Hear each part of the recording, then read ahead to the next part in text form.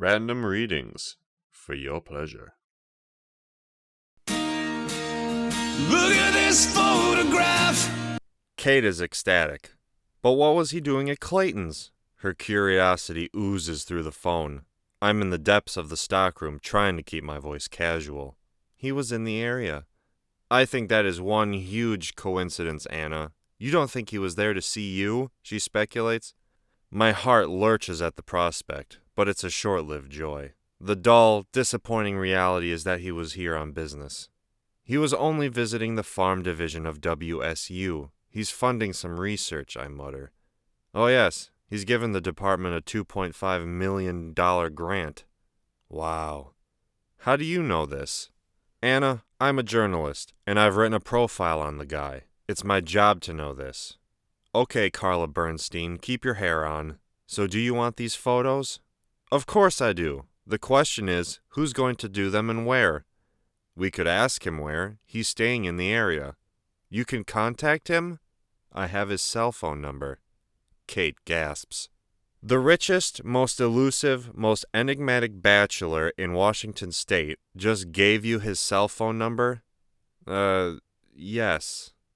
Anna, he likes you, no doubt about it. Her tone is emphatic. Kate, he's just trying to be nice. But even as I say the words, I know they're not true. Christian Grey doesn't do nice. He does polite, maybe, and a small voice whispers, perhaps Kate is right. My scalp prickles at the idea that maybe, just maybe, he might like me. After all, he did say he was glad Kate didn't do the interview.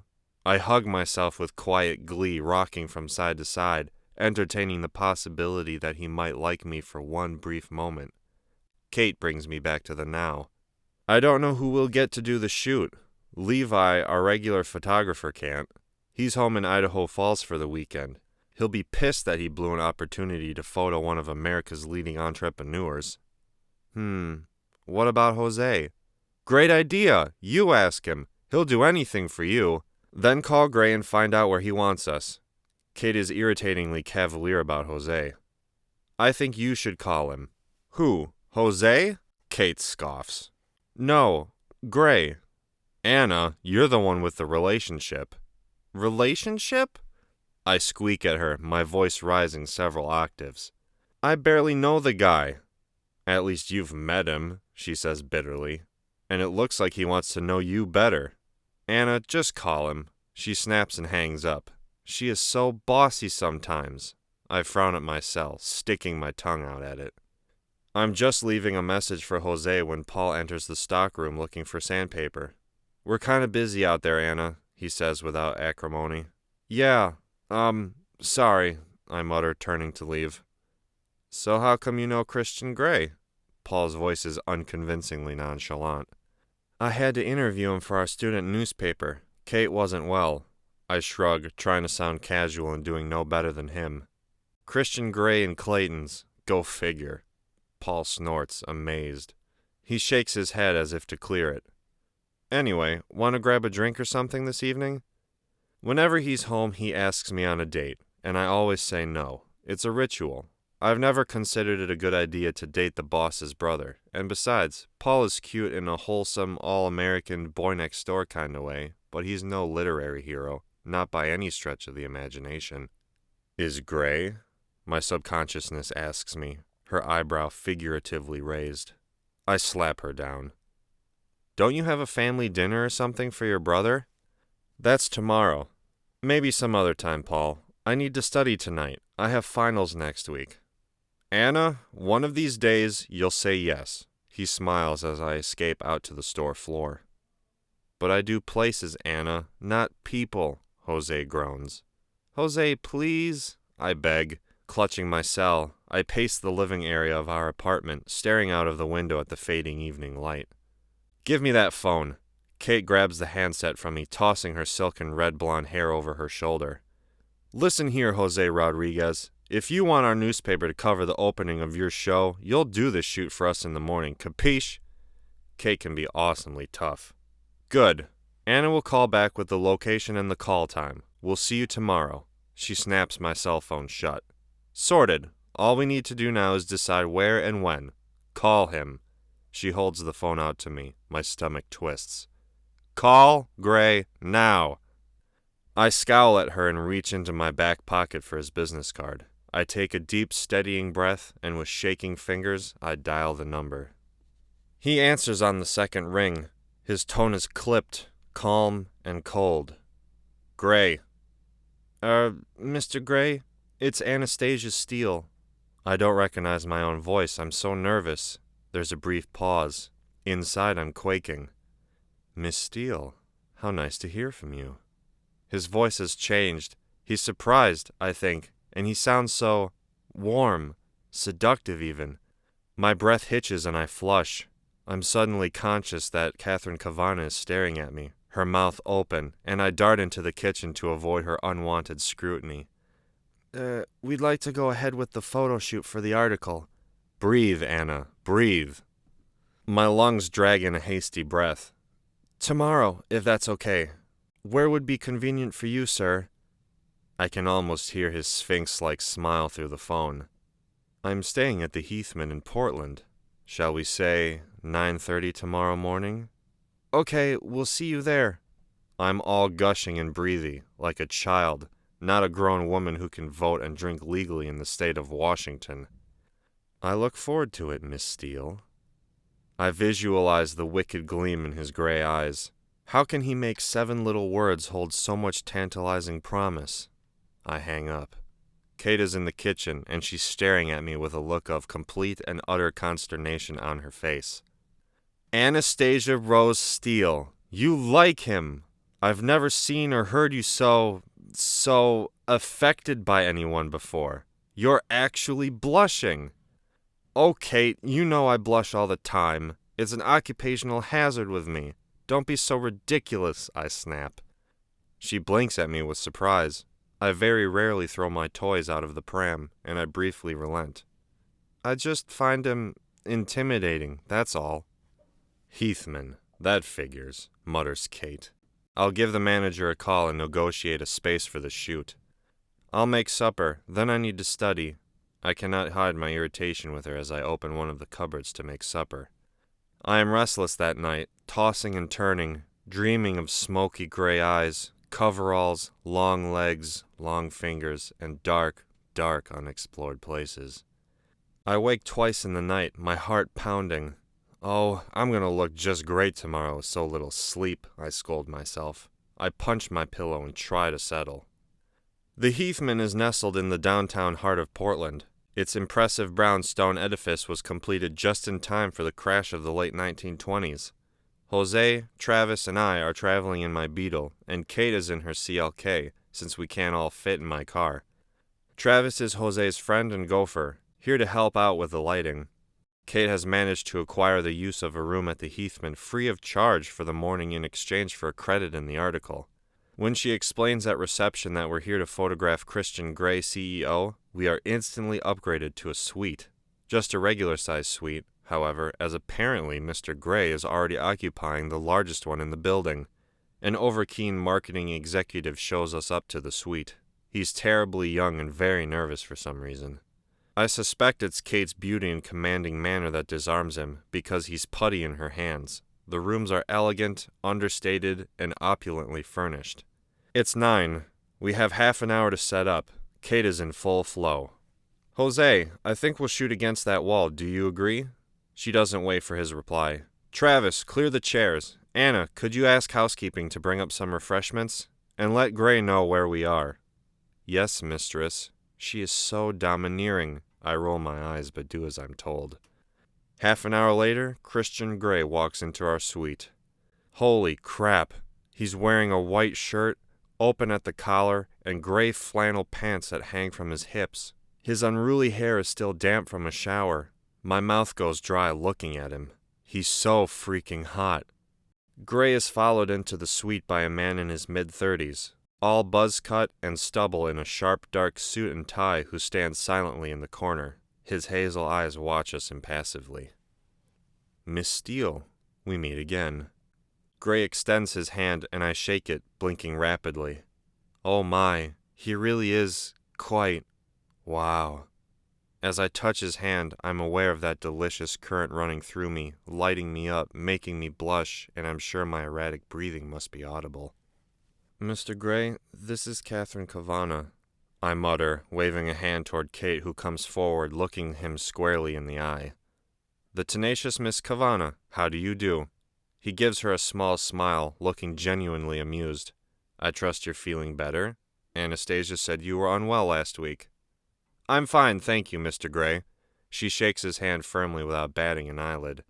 I remind myself that Kate has been to the best private schools in Washington. Her family has money, and she's grown up confident and sure of her place in the world. She doesn't take any crap. I am in awe of her. Thank you for taking the time to do this. She gives him a polite, professional smile. It's a pleasure, he answers, turning his gray eyes on me, and I flush again. Damn it. This is Jose Rodriguez, our photographer, I say, grinning at Jose, who smiles with affection back at me. His eyes cool when he looks from me to Gray. Mr. Gray? He nods. Mr. Rodriguez? Gray's expression changes too as he appraises Joe. Where would you like me? Gray asks him. His tone sounds vaguely threatening, but Catherine is not about to let Jose run the show. Mr. Gray, if you could sit here, please. Be careful of the lighting cables, and then we'll do a few standing too. She directs him to a chair set up against the wall. Travis switches on the lights, momentarily blinding Gray, and mutters an apology. Then Travis and I back up and watch as Jose proceeds to snap away. He takes several photographs handheld, asking Gray to turn this way, then that, to move his arm, then put it down again. Moving to the tripod, Jose takes several more, while Gray sits and poses, patiently and naturally, for about 20 minutes. My wishes come true. I can stand and admire Gray from not so afar. Twice our eyes lock, and I have to tear myself away from his cloudy gaze. Enough sitting. Catherine wades in again. Standing, Mr. Gray? She asks. He stands, and Travis scurries in to remove the chair. The shutter on Jose's Nikon starts clicking again. I think we have enough, Jose announces 5 minutes later. Great, says Kate. Thank you again, Mr. Gray. She shakes his hand, as does Jose. I look forward to reading the article, Miss Kavanagh, murmurs Gray, and turns to me standing by the door. Will you walk with me, Miss Steele? He asks. Sure, I say, completely thrown. I glance anxiously at Kate, who shrugs at me. I notice Jose scowling behind her. Good day to you all, says Gray as he opens the door, standing aside to allow me out first.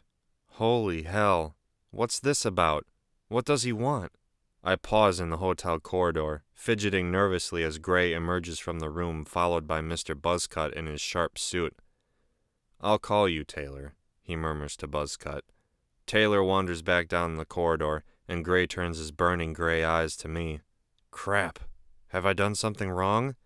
I wondered if you would join me for coffee this morning. My heart slams into my mouth. A date? Christian Gray is asking me on a date. He's asking me if you want coffee. Maybe he thinks you haven't woken up yet, my subconscious whines at me in a sneering mood again. I clear my throat, trying to control my nerves. I have to drive everyone home, I murmur apologetically, twisting my hands and fingers in front of me. Taylor, he calls, making me jump. Taylor, who had been retreating down the corridor, turns and heads back towards us. Are they based at the university? Gray asks, his voice soft and inquiring. I nod, too stunned to speak. Taylor can take them. He's my driver. We have a large 4x4 here, so he'll be able to take the equipment too. Mr. Gray? Taylor asks when he reaches us, giving nothing away. Please, can you drive the photographer, his assistant, and Miss Kavanagh back home? Certainly, sir, Taylor replies. There. Now you can join me for coffee? Gray smiles as if it's a done deal. I frown at him. Mr. Gray, this really... Look, Taylor doesn't have to drive them home. I flash a brief look at Taylor, who remains stoically impassive. I'll swap vehicles with Kate, if you give me a moment. Gray smiles a dazzling, unguarded, natural, all teeth showing, glorious smile. Oh my. And he opens the door of the suite so I can re-enter. I scoot around him to enter the room, finding Catherine in deep discussion with Jose. Anna, I think he definitely likes you, she says with no preamble whatsoever. Jose glares at me with disapproval. But I don't trust him, she adds. I raise my hand up in the hope that she'll stop talking. By some miracle, she does. Kate, if you take the Beetle, can I take your car? Why? Christian Grey has asked me to go for coffee with him. Her mouth pops open. Speechless Kate! I savor the moment. She grabs me by the arm and drags me into the bedroom that's off the living area of the suite. Anna, there's something about him. Her tone is full of warning. He's gorgeous, I agree, but I think he's dangerous, especially to someone like you. What do you mean, someone like me? I demand, affronted. An innocent like you, Anna. You know what I mean, she says, a little irritated.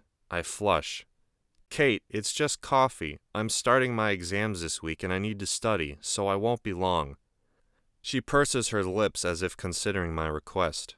Finally, she fishes her car keys out of her pocket and hands them to me. I hand her mine. I'll see you later. Don't be long, or I'll send out search and rescue. Thanks, I hug her. I emerge from the suite to find Christian Grey waiting, leaning up against the wall, looking like a male model in a pose for some glossy high-end magazine. Okay, let's do coffee, I murmur, flushing a beet red. He grins. After you, Miss Steele. He stands up straight, holding his hand out for me to go first. I make my way down the corridor, my knees shaky, my stomach full of butterflies, and my heart in my mouth thumping a dramatic uneven beat. I am going to have coffee with Christian Grey. And I hate coffee. We walk together down the wide hotel corridor to the elevators. What should I say to him? My mind is suddenly paralyzed with apprehension. What are we going to talk about? What on earth do I have in common with him? His soft, warm voice startles me from my reverie.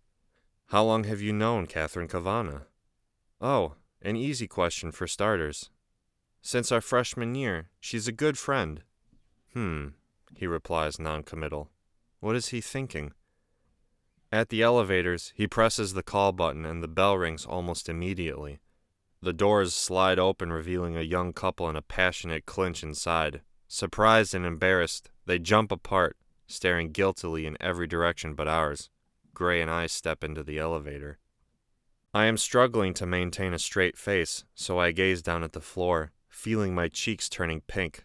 When I peek up at Grey through my lashes, he has a hint of a smile on his lips, but it's very hard to tell.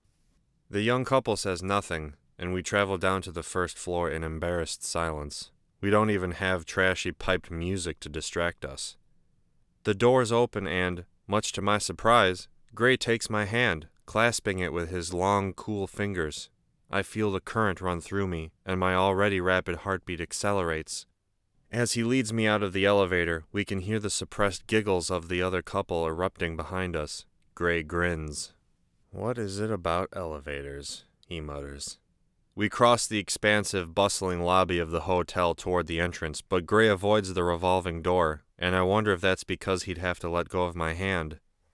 Outside, it's a mild May Sunday. The sun is shining and the traffic is light. Grey turns left and strolls to the corner, where we stop waiting for the lights of the pedestrian crossing to change. He's still holding my hand. I'm in the street, and Christian Grey is holding my hand.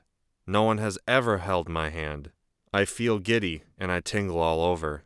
I attempt to smother the ridiculous grin that threatens to split my face in two. Try to be cool, Anna, my subconsciousness implores me. The green man appears, and we're off again.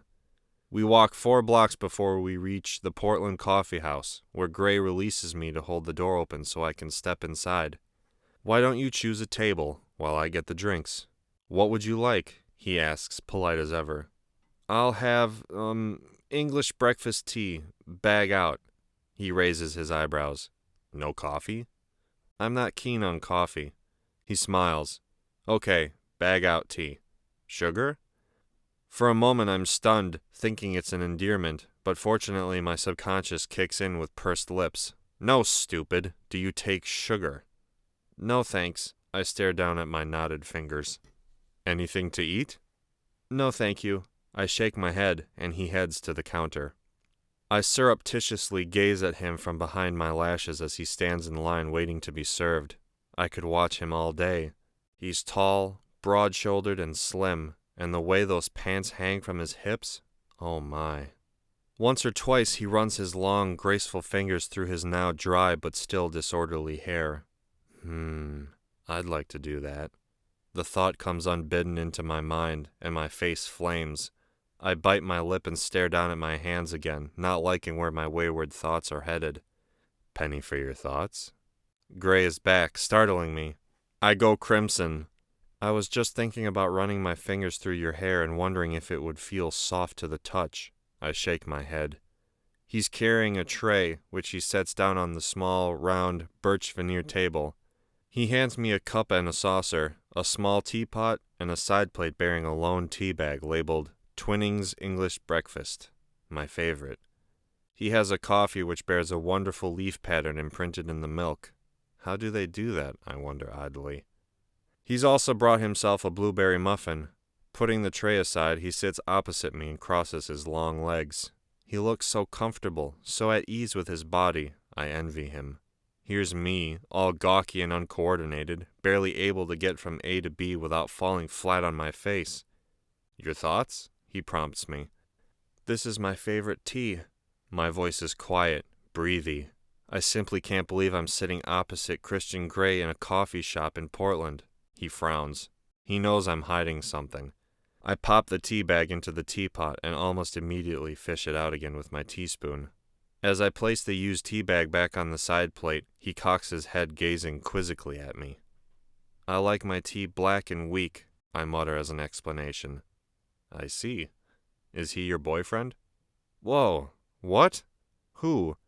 The photographer, Jose Rodriguez. I laugh, nervous but curious. What gave him that impression? No, Jose's a good friend of mine, that's all. Why did you think he was my boyfriend? The way you smiled at him, and he at you. His gray gaze holds mine. He's so unnerving. I want to look away, but I'm caught, spellbound. He's more like family, I whisper. Gray nods slightly, seemingly satisfied with my response, and glances down at his blueberry muffin. His long fingers deftly peel back the paper, and I watch, fascinated. Do you want some? He asks, and that amused, secret smile is back. No thanks. I frown and stare down at my hands again. And the boy I met yesterday at the store, he's not your boyfriend? No, Paul's just a friend. I told you yesterday. Oh, this is getting silly. Why do you ask? You seem nervous around men. Holy crap, that's personal. I'm just nervous around you, Gray. I find you intimidating. I flush scarlet, but mentally pat myself on the back for my candor, and gaze at my hands again. I hear his sharp intake of breath. You should find me intimidating. He nods. You're very honest. Please don't look down. I like to see your face. Oh. I glance at him, and he gives me an encouraging but wry smile. It gives me some sort of clue what you might be thinking, he breathes. You're a mystery, Miss Steele. Mysterious? Me? There's nothing mysterious about me. I think you're very self-contained, he murmurs. Am I? Wow. How am I imagining that? This is bewildering. Me? Self-contained? No way. Except when you blush, of course, which is often. I just wish I knew what you were blushing about. He pops a small piece of muffin into his mouth and starts to chew it slowly, not taking his eyes off me. And, as if on cue, I blush. Crap! Do you always make such personal observations? I hadn't realized I was. Have I offended you? He sounds surprised. No, I answer truthfully. Good. But you're very right-handed, I retaliate quietly. He raises his eyebrows and, if I'm not mistaken, he flushes slightly too. I'm used to getting my own way, Anastasia, he murmurs, in all things. I don't doubt it. Why haven't you asked me to call you by your first name? I'm surprised by my audacity. Why has this conversation become so serious? This isn't going the way I thought it was going to go. I can't believe I'm feeling so antagonistic towards him. It's like he's trying to warn me off. The only people who use my given name are my family and a few close friends. That's the way I like it. Oh, He still hasn't said, "Call me Christian." He is a control freak. There's no other explanation, and part of me is thinking maybe it would be better if Kate had interviewed him. 2 control freaks together. Plus, of course, she's almost blonde. Well, strawberry blonde, like all the women in his office. And she's beautiful, my subconsciousness reminds me. I don't like the idea of Christian and Kate. I take a sip of my tea, and Gray eats another small piece of his muffin. "Are you an only child?" he asks. Whoa, he keeps changing direction. "Yes." "Tell me about your parents." Why does he want to know this? It's so dull. "My mom lives in Georgia with her new husband Bob. My stepdad lives in Montesano." "Your father?" "My father died when I was a baby." "I'm sorry," he mutters, and a fleeting troubled look crosses his face. "I don't remember him." "And your mother remarried?" I snort. "You could say that." He frowns at me. "You're not giving much away, are you?" he says dryly, rubbing his chin as if in deep thought. "Neither are you. You've interviewed me once already, and I can recollect some quite probing questions then." He smirks at me. Holy shit. He's remembering the gay question. Once again, I'm mortified. In years to come, I know I'll need intensive therapy to not feel this embarrassed every time I recall the moment. I start babbling about my mother, anything to block that memory. My mom is wonderful. She's an incurable romantic. She's currently on her 4th husband. Christian raises his eyebrows in surprise. I miss her, I continue. She has Bob now. I just hope he can keep an eye on her and pick up the pieces when her harebrained schemes don't go as planned. I smile fondly. I haven't seen my mom for so long. Christian is watching me intently, taking occasional sips of his coffee. I really shouldn't look at his mouth. It's unsettling. Those lips. Do you get along with your stepfather? Of course. I grew up with him. He's the only father I know. And what's he like? Ray? He's taciturn. That's it? Gray asks, surprised. I shrug. What does this man expect? My life story? Taciturn like his stepdaughter, Gray prompts. I refrain from rolling my eyes at him. He likes soccer, European soccer especially, and bowling, and fly fishing, and making furniture. He's a carpenter, ex-army. I sigh. You lived with him? Yes, my mom met husband number 3 when I was 15. I stayed with Ray. He frowns as if he doesn't understand. You didn't want to live with your mom? He asks. I blush. This is really none of his business. Husband number 3 lived in Texas. My home was in Montesano. And you know my mom was newly married. I stop. My mom never talks about husband number 2. Where is Gray going with this? This is none of his business. 2 can play at this game. Tell me about your parents, I ask. He shrugs. My dad's a lawyer, my mom is a pediatrician. They live in Seattle. Oh, he's had an affluent upbringing. And I wonder about a successful couple who adopt 3 kids and one of them turns into a beautiful man who takes on the business world and conquers it single-handed. What drove him to be this way? His folks must be proud. What do your siblings do? Elliot's in construction, and my little sister's in Paris, studying cookery under some renowned French chef. His eyes cloud with irritation. He doesn't want to talk about his family or himself. I hear Paris is lovely, I murmur. Why doesn't he want to talk about his family? Is it because he's adopted? It's beautiful. Have you been? He asks, his irritation forgotten. I've never left mainland USA, so now we're back to banalities. What is he hiding? Would you like to go? To Paris? I squeak. This has thrown me. Who wouldn't want to go to Paris? Of course, I concede, but it's England that I'd really like to visit. He cocks his head to one side, running his index finger across his lower lip. Oh my. Because? I blink rapidly. Concentrate, Steele. It's the home of Shakespeare, Austen, the Bront sisters, Thomas Hardy. I'd like to see all the places that inspired those people to write such wonderful books. All this talk of literary greats reminds me that I should be studying. I glance at my watch. I'd better go. I have to study. For your exams? Yes, they start Tuesday. Where's Miss Kavanagh's car? In the hotel parking lot. I'll walk you back. Thank you for the tea, Mr. Gray. He smiles his odd, I've got a whopping big secret smile. You're welcome, Anastasia. It's my pleasure. Come, he commands, and holds his hand out to me. I take it, bemused, and follow him out of the coffee shop. We stroll back to the hotel, and I'd like to say it's in companionable silence. He at least looks his usual calm, collected self. As for me, I'm desperately trying to gauge how our little coffee morning has gone.